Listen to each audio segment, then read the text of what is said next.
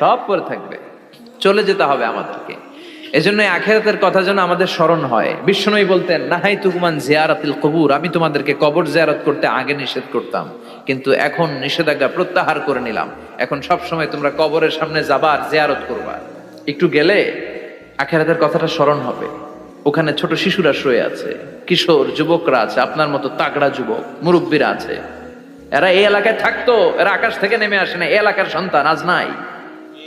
একটা certain period শেষে আপনিও থাকবেন না। This is the nature of life, this is the circle of life.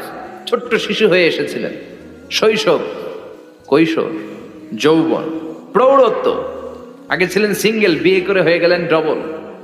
এরপরে আল্লাহ আপনাকে একটা মেয়ে দিল, এরপরে মেয়েকে বিয়ে দিয়ে শ্বশুর হলেন, এরপরে ওই মেয়ের ঘরে সন্তান হতে নানা হলেন। আর কতদিন? অনেক দিন হলো তো, অনেক লম্বা সময় পেয়েছেন আপনি। Think about that. এবার যাওয়ার